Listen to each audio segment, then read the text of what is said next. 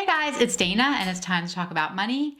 And since we're getting close to Halloween, I wanted to talk about something scary, and that is all the ways in which I have decided to part ways with Dave Ramsey. But before you start typing any angry comments that you're unsubscribing, this video is absolutely not political, and this is not any kind of a bash on Dave Ramsey. So let's get to it. I have followed Dave Ramsey for many years. My husband and I followed his baby steps to get out of debt. We followed the debt snowball, and I am immensely grateful for everything that Ramsey Solutions has put out. I did enjoy their Everyday Millionaire book and all the research they did about that. And they've provided a tremendous service and helped so many people to get out of debt.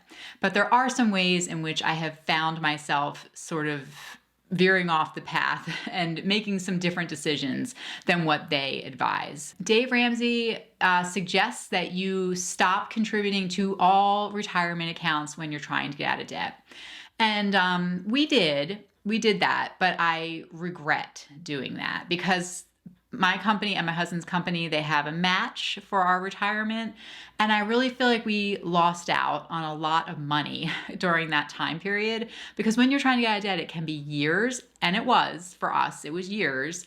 And now that we were older, and I kind of think, man, we really missed out on that investment opportunity there, because it's sort of like it was part of our salary essentially to have that match through our company, that 4%.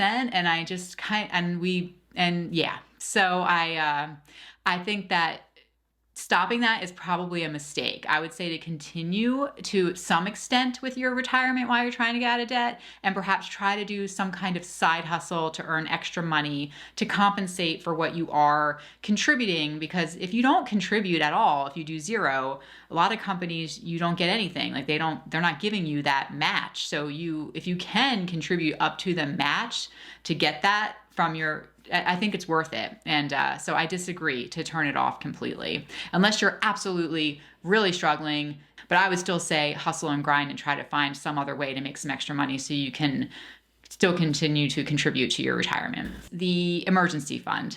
Now, Dave Ramsey and his team, they suggest that you have, for baby step one, $1,000 emergency fund. And I am sure that I'm not alone in believing that this is not enough, that that's really a small emergency fund.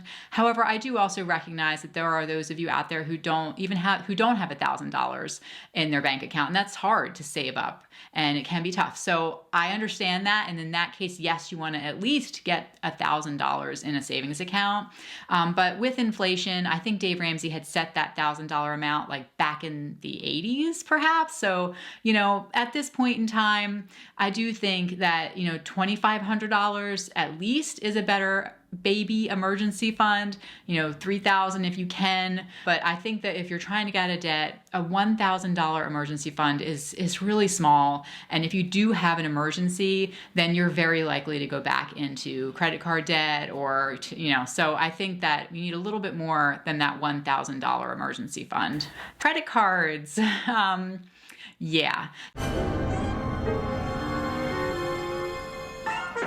So we had at one point $42,000 of credit card debt, like massive amount of credit card debt, tons of credit cards flying all over the place. We did cancel all those credit cards except for one. So I do have one credit card, which I actually did not put anything on for many years. It just sort of sat there.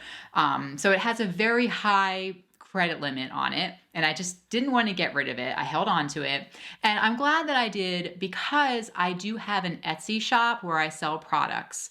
I use my credit card with Printful. They have it on file, because I didn't want to get into a situation where a customer went on and made some massive order where they ordered like 1,000 mugs, which, woohoo if they do. But I just didn't want to have this huge, amount of money from Printful, and it might coming out of my bank account if I were to use a debit card.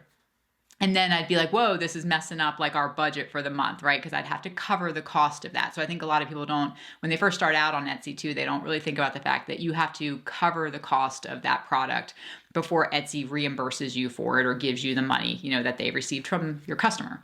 Anyway, so we use the credit card for that. Also, since it is money that's just, we have to spend every month for that. And then I pay it off every month with my profits, with my proceeds. I pay it off. So it's not carrying a balance month to month, but it actually has been like, I have earned some pretty good rewards, as part of doing that. And sometimes it's just cash rewards, I'll get like, $300 or something so it's not, to me, it's a good deal. So if you have a credit card and you're able to pay it off every month and you're, being responsible with it, I don't think it's, the devil, whereas I used to think that it was the devil, which it is if you're not careful. It's not like, but I have a credit card and I'm not against having one at this point in time. Consider your credit score too. I think that you can't just ignore it and act like it doesn't matter, especially in today's world. I think that there are situations where you may need a loan or want a loan for some reason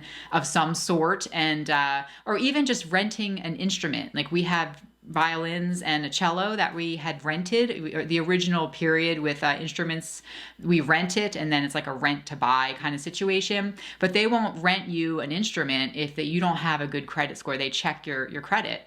And so even that would be tough, because you don't want to go in and you don't want to purchase a very expensive musical instrument for your third grader if they might drop out a year later. So that's why they recommend usually that you rent it for a while. I think it was like $20 for the first 6 months to rent the instrument. And then if it doesn't work out, they don't like it, or you don't like it, you don't want to have to listen to them practicing in the background at home, then you can cancel, return the instrument, and you're not out a lot of money. So maintaining a good credit score, I think, is important and something to consider and think about.